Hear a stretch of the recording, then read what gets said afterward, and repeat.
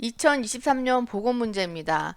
제 책 CBT 모의고사 11회에 수록되어 있는데요. 자, 1번부터 같이 풀어보도록 하겠습니다. 자, 1번 철근 콘크리트 압축 부재 중 그랬거든요. 자, 압축 부재는 대부분 기둥을 말하는데요. 그 중에서 띠철근 기둥의 축 방향 주철근의 최소 개수는 그랬는데 주철근은 주로 힘을 받는 철근을 우리가 주철근, 주근이라고 말을 하고 있죠. 여기서 가장 중요한 건 지금 띠철근 기둥의 축방향, 그러니까 띠철근 기둥이 뭔지를 여러분들이 아셔야 된다는 거예요. 몇 페이지냐면 147쪽을 보게 되면 기둥의 주근, 철근 콘크리트에서 기둥의 주근에 대해서 설명해 놓은 게 있어요. 그래서 축방향에 저항하는 수직 철근을 우리가 주근이라고 하고 그거의 직각 방향으로 주군의 직각 방향으로 감화되는 걸 우리가 띠철근이라고 한다라는 요거 자체도 시험 문제에 나왔고요. 그 다음에 주철근은 D13 이상 쓰셔야 돼요. 두께가. 그 다음에 사각일 수도 있고 원형일 수도 있는데 거기에 띠철근을 사용한 기둥에는 최소 4개 이상 주근을 쓰셔야 되고 나선 철근 기둥은 6개 이상 써야 된다. 시험 문제 아주 많이 나왔었어요. 자, 그럼 우리가 띠철근 기둥이 뭔지 나선 기둥이 뭔지 한번 그림으로 확인을 해보면 확실히 기억하실 거예요. 지금 보시면 이렇게 띠 돌아가는 게 보이죠? 이렇게 요런 띠 요게 바로 띠철근이고요. 여기 지금 가운데 있는 여기 길게 축방향으로 되어 있는 이게 바로 주근이에요. 그래서 이렇게 띠가 있는 애는 사각이나 원형일 수도 있겠죠. 요게 바로 띠철근. 자, 그럴 경우에 요런 거 있을 때 최소는 몇 개? 4개. 그럼 나선 철근은 어떤 거냐? 자, 이런 식으로 나선형으로 빌빌 이렇게 돌아서 이게 스프링처럼 돌아서 가고 있죠. 자, 요럴 때는 요 주근이 최소 6개 돼야 된다라는 게 여기서 나와 있는 거고요. 지금 여기서 보면 띠철근이라고 그랬으니까 답은 4개죠. 그래서 답은 2번입니다. 자, 요거 시험 문제 많이 나왔으니까 여러분들이 꼭 기억해 두시면 될 것 같고요. 자, 2번 보겠습니다.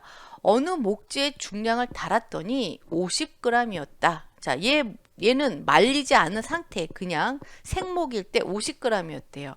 근데 얘를 건조로 해서 완전히 건조 후 달았더니 중량이 35g 줄었죠. 그러면 수분이 얼마였냐면 50에서 35를 빼면 그 수분 물량일 거예요. 그럼 함수율은 어떻게 계산하느냐? 저희가 책을 잠깐 보도록 하겠습니다.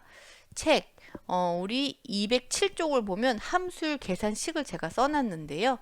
여기 시험 문제 많이 나왔습니다. 그리고 문제도 똑같이 나온 거 옆에다가 예제로 해놨는데 자, 그러면 우리가 전건 완전히 마른 나무의 무게 분해 그 다음에 원래 무게에서 마른 무게를 빼가지고 곱하기 100을 하면 퍼센트가 나오죠. 이게 함수율 계산입니다. 문제 똑같이 나왔기 때문에 여러분들이 요 계산식 외우기가 싫어 그러면 그냥 43%다 라고 외우셔도 돼요. 하지만 이거 어렵지 않고 가끔 요 숫자가 바뀔 수 있으니까 요것만 여러분들이 기억을 해두시면 이런 문제는 쉽게 여러분들이 맞출 수 있을 겁니다. 자, 3번입니다. 기본형 벽돌 190, 90, 57을 사용한 벽돌 1.5B 두께는 자, 1.5B라는 게 뭔지 여러분들이 아셔야 되고요. 공간 쌓기 아님이라는 것도 여러분들이 주의하셔야 되는데 자, 제 책 잠깐 볼게요. 제책 127쪽입니다. 자, 표준형은 190에 90에 57. 요거 자체도 단답식으로 시험에 나왔었어요. 4회 이상 나왔고요. 두께 계상은 더 많이 나왔었죠. 그러니까 여러분들이 꼭 아셔야 돼요. 그래서 여기 보시게 되면 여기 190, 여기 1B예요. 그리고 마구리 90이 0.5B고요. 높이는 57이죠. 자, 그러면 여기 한번 볼게요. 1.5B 두께식 190이 1.0B고 거기에 0.5B 90을 더하려면 얘가 붙어야 되잖아요. 그때 줄눈 10이 필요한 겁니다. 그래서 이거를 더해보면 290이 나온다. 여러분들이 기억을 해두시면 되겠습니다. 자, 그래서 답은 3번이 되겠죠. 자, 요거 어렵지 않으니까 여러분들이 한번 꼭 기억해 두시면 될 것 같고요. 자, 최대 강도를 안전율로 나눈 값은 무엇인가 했는데요. 자, 요거 같은 경우 좀 어려울 수 있어요.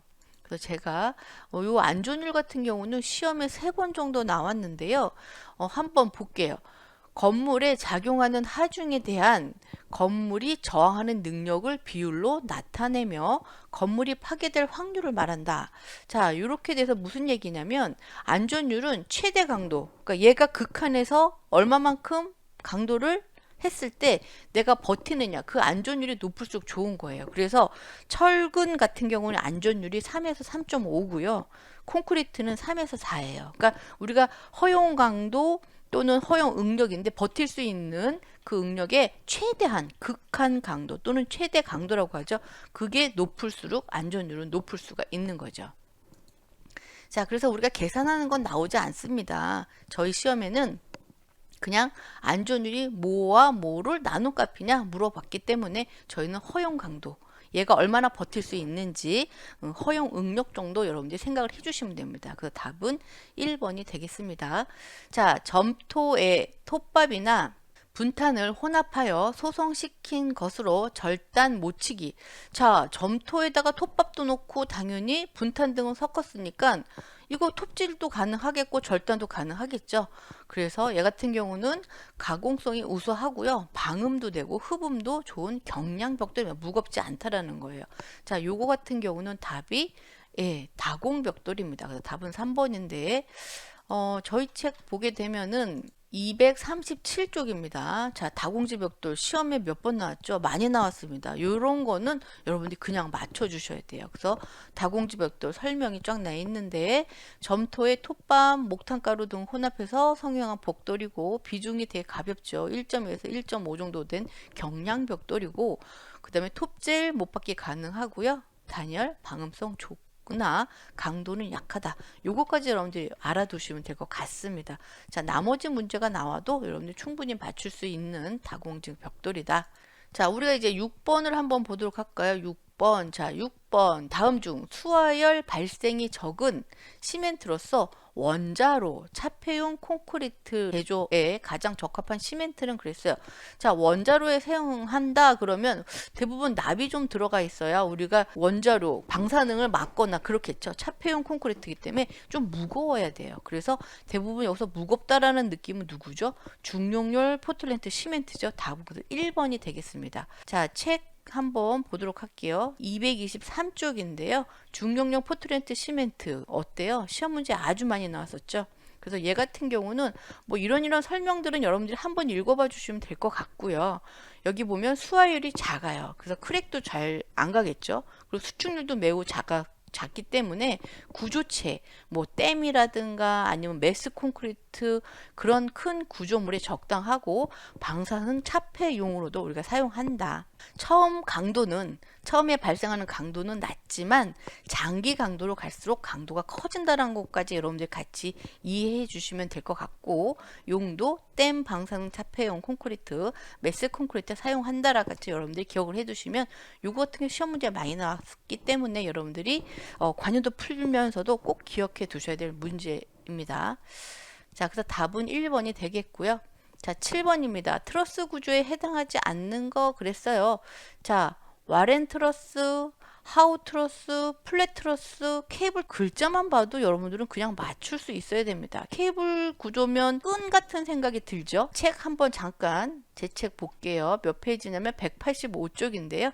케이블 구조는 부재의 인장력만 받고 압축력 발생하지 않는 구조 시스템이기 때문에 대부분 현수 구조나 사장 구조, 막 구조 같은 게 있다. 여러분들 여기까지만 아시면 돼요. 케이블로 이렇게 철근을 꼬아서 만든 뭐 그런 거겠죠. 우리가 인천대교 같은 것도 다 케이블 구조 중 하나라고 여러분들 생각을 해주시면 되겠습니다. 답은 그래서 3번이 되겠고요.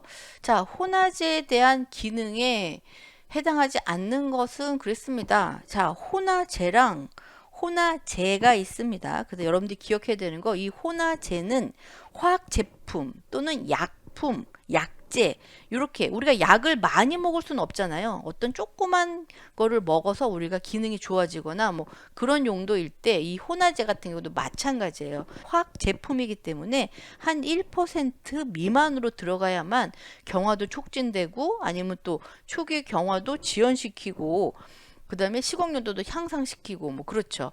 근데 시멘트 기능을 향상시킨다기보다는 너무 많이 집어넣게 되면 시멘트가 어떻게 강도가 떨어질 수 있습니다. 자, 그래서 시멘트 기능을 향상시키는 건 혼화제가 아니라 혼화제입니다. 재료할 때 재. 그거는 한 50% 정도 이상 넣을 수 있는 혼화제고요. 책을 잠깐 보게 되면은 혼화제 종류 중에서 누가 있냐면 A2제가 있습니다.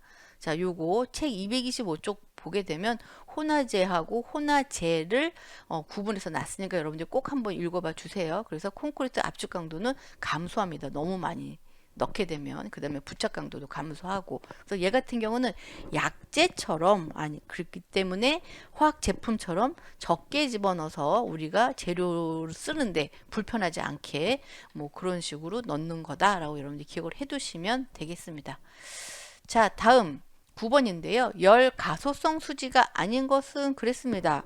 자, 열 가소성 수지는, 자, 요거 우리 책을 잠깐 보도록 할까요? 자, 몇 페이지냐면은 259쪽인데요.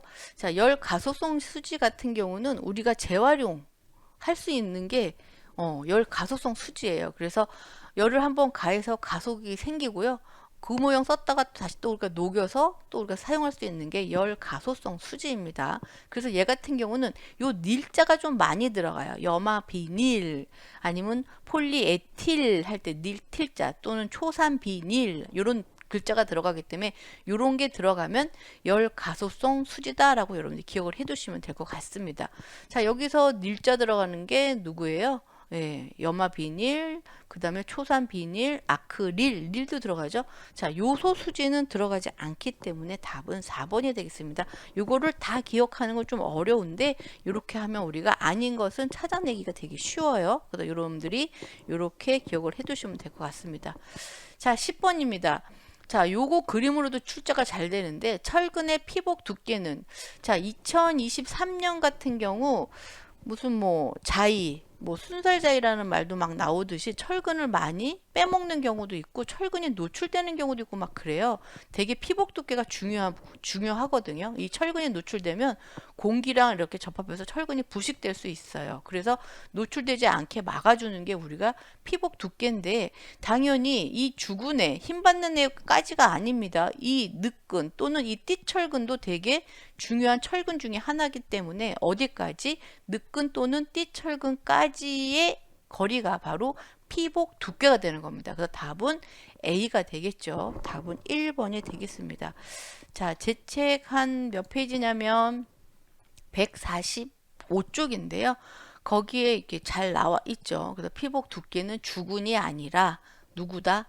늑근 또는 띠철근까지가, 그 다음에 조건에 따라서도 이렇게 최소 피복 두께가 나와 있는데 시험에 종종 나왔던 게 기초 80mm 요거까지도 여러분들이 알아두시면 될 것 같습니다.